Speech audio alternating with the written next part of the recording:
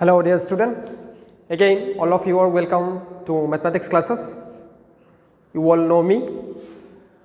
Okay, so in today's class just I am going to discuss some few important topic or important formulae about the mathematics. How do we can start class 11 mathematics.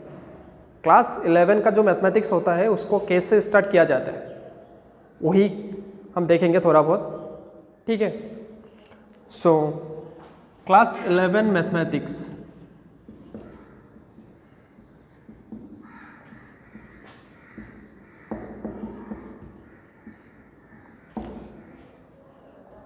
those who had advanced mathematics during their class 9-10 they already get few more topic from class 11 book, NCERT book, such as complex number, binomial theorem, permutation and combination.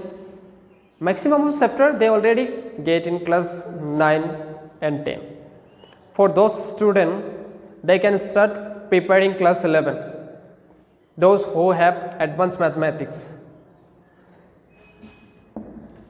Advance mathematics जिन लोगों का था class 10 या class 9 में, उन लोगों के बारे में बोल रहा हूँ कि वो लोग अभी क्लास 11 का प्रिपरेशन या जो बोर्ड लेवल का जो एनसीईआरटी बुक का है उसका स्टार्ट कर सकते हैं आराम से. सो इस बात से जिन लोगों का मतलब एडवांस मैथमेटिक्स नहीं था, don't get discourage on hearing this, क्योंकि उन लोगों का था पहले, फिर से पढ़ना पड़ेगा. तुम लोग नया पढ़ोगे, मज़ा तुम लोगों को ज़्यादा आएगा ना.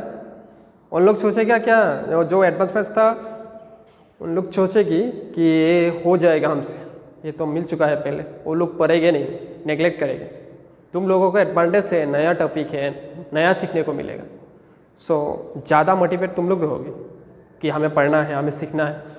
वो लोग क्या ज़्यादा मोटिवेट नहीं रहेगा, मतलब जो एनसीईआरटी का क्वेश्चन है वह सब करने में वो लोग ये सोच लेगा कि माइंड में कि ये सब तो हमको आसान है, आसानी से हो जाएगा. उसी सोच ने उन लोगों को प्रॉब्लम में ढकेल सकते हैं. सो उन लोगों के लिए भी सजेशन है, so try every questions, don't neglect the subject in class 11. So class 11 में नेग्लेक्ट करोगी तो क्लास 12 में पछताओगी. Mathematics is a subject which is required not only in mathematics but also in various subject like chemistry, physics. Chemistry और physics में भी mathematics चाहिए होता है. कैसे, अब बोलो. पहले क्लास 9 में जो न्यूटन्स लॉ ऑफ मोशन वो वाला चैप्टर किया था, याद है कैसे हम फोर्स निकालते थे, कैसे हम वेलोसिटी निकालते थे. अभी जब भी तुम क्लास 11 या क्लास 12 का जो न्यूमेरिकल करोगी फिजिक्स या केमिस्ट्री का, वहाँ पर तुम्हें मैथमेटिक्स चाहिए होगा. कैसे, not only the simple multiplication we required some formulas of trigonometry,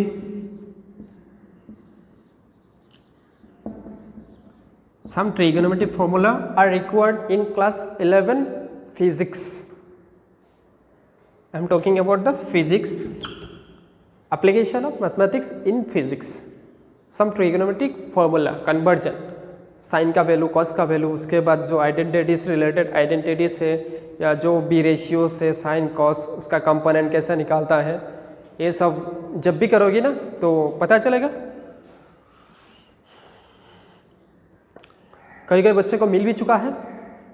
those who are from CBSE background they know the H N book of class 9 और 10. In class 9 H N book there were few application of this trigonometry in physics. Class 9 का जो HN का physics था वहाँ पर था. तुम्हारा जो एनसीईआरटी का बुक है उसी के हिसाब से जो कंपोनेंट ऑफ फोर्सेस, जब फोर्स क्या होता है इंक्लाइनली अप्लाई होता है इस तरफ.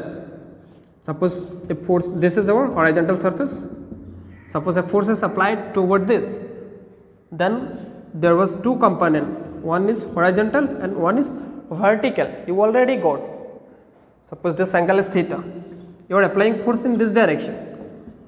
So what were the component of this? इसका कंपोनेंट था क्या था, f cos theta, एंड इसका था f sin theta. ये कंसेप्ट कैसे आया है, this come from the trigonometry itself. Trigonometric जो रेशियो है उसी के हिसाब से ये वाला आया है, ठीक है। जो एफ कस थीटा ये क्यों हो गया एफ कस थीटा और ये F sine theta. So cos और साइन का फॉर्मूला देखो पहले तो अपने आप हो जाएगा। जो ट्रिगोनोमेट्रिक रेशियो है कॉस थीटा और साइन थीटा उसका फॉर्मूला तुम देख लो। साइन का क्या होता है p by H, perpendicular by height. So here what is the perpendicular, यहाँ पर परपेंडिकुलर कितना होगा तो देख लो, कैलकुलेट कर लो तो आराम से ये एफ कस थीटा आ जाएगा, ये वाला ये बेस का वैल्यू और इसका वैल्यू आ गई एफ साइन थीटा जो वर्टिकल पोर्शन वही हम बोलते थे, इसको बोलते थे वर्टिकल कंपोनेंट और इसको हॉरिजॉन्टल कंपोनेंट। जस्ट एक सिंपल सा क्लास 9 का बताया मैंने कि मैथ्स का एप्लीकेशन फिजिक्स में कैसे होता है। ऐसे अभी 11-12 में आओगी तो अब तो आएगा नया टॉपिक जो क्लास 11 में है। जब भी तुम मोशन इन वन डायरेक्शन एक टॉपिक है देख सकते हो, चैप्टर नंबर 2 चैप्टर नंबर 1 के बाद motion in one direction, motion in 2 direction, तो मोशन इन स्ट्रेट लाइन, वो जब भी मोशन मिलेगा वो वाला टॉपिक मिलेगा क्लास 11 का फिजिक्स में, तब भी तुम्हें ट्रिगोनोमेट्री वाला कंसेप्ट लगेगा, डिफरेंशिएशन वाला कंसेप्ट लगेगा, इंटीग्रेशन वाला कंसेप्ट लगेगा, सब कुछ मैथमेटिक्स है बैकबोन में, ठीक है।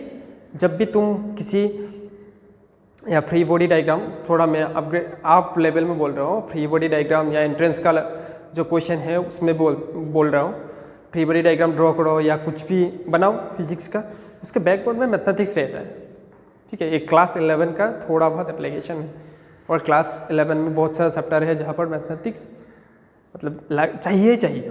तो बेसिक डिफ्रेंशिएशन ये सीखना जरूरी है। बेसिक डिफ्रेंशिएशन नाम सुना भी नहीं होगा, अभी सिखाऊंगा, डोंट गेट नर्वस और don't get panic. So basic differentiation and basic integration क्या क्या चाहिए हमको वही बोल रहे हैं। बेसिक इंटीग्रेशन और बेसिक लॉगरिथमिक प्रॉपर्टीज जो केमिस्ट्री के लिए बहुत इंपॉर्टेंट है। बेसिक लॉगरिथमिक प्रॉपर्टीज और concept of basic logarithm, logarithmic का बेसिक कंसेप्ट जो है वो भी हमें चाहिए। ये सब क्यों चाहिए? This all are not for mathematics, this all we required for physics and chemistry, ठीक है। बेसिक डिफरेंशिएशन और बेसिक इंटीग्रेशन, इंटीग्रेशन और डिफरेंशिएशन होता है क्लास 12 का टॉपिक, लेकिन फिजिक्स में क्लास 11 में ही चाहिए, इसलिए हम क्या करेंगे थोड़ा बहुत डिस्कस करेंगे बाद में, नॉट इन दिस क्लास। सो ये तो एक जस्ट बेसिक इंट्रोडक्टरी क्लास कैसे स्टार्ट कर सकते हैं क्लास 11 का साइंस का वही मैथमेटिक्स कैसे हम स्टार्ट करेंगे, कैसे पढ़ाई करेंगे। अब आता हूँ कैसे तुम क्लास 11 का मैथ्स स्टार्ट कर सकते हो। तो एडवांस मैथ्स के लिए तो वो सही है, जो टॉपिक था पहले उसको क्या करो फिर से स्टार्ट कर दो, एक बार देख लो क्या क्या कंसेप्ट थे, क्या क्या फॉर्मूले थे। क्लियर, क्रिस्टल क्लियर कंसेप्ट होना जरूरी है। First we required the crystal clear concept. Mathematics कैसे पढ़ा जाता है, first you required the concept, then concept के बाद जो फॉर्मूला होता है, रिलेटेड फॉर्मूले,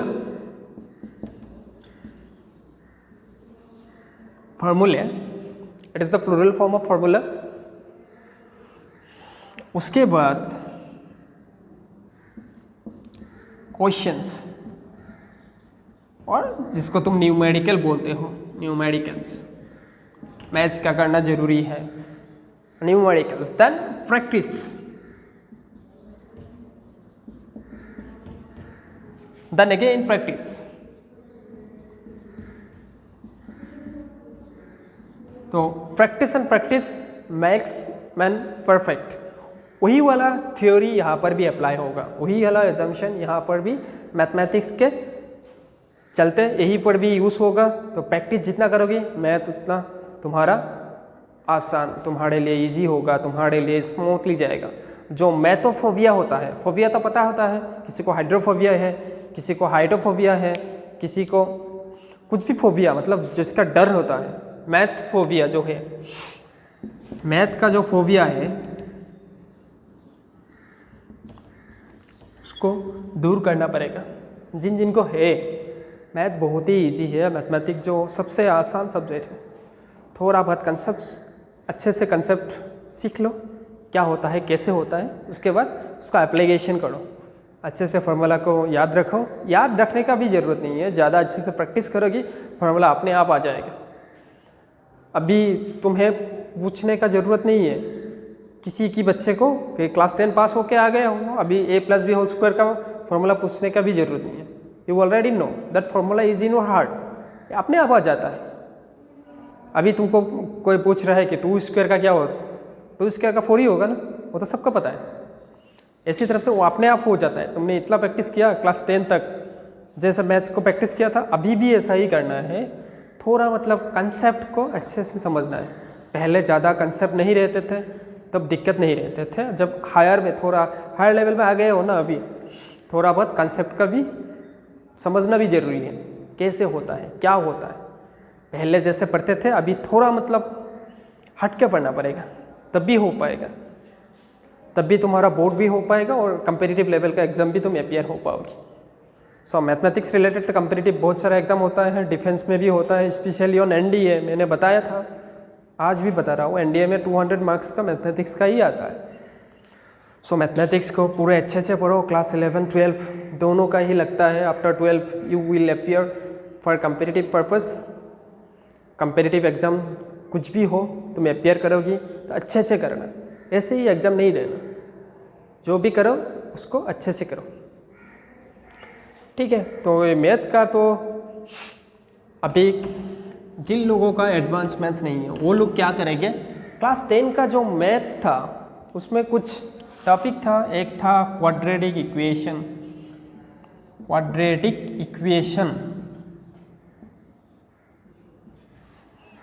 और दूसरा था एरिथमेटिक प्रोग्रेशन।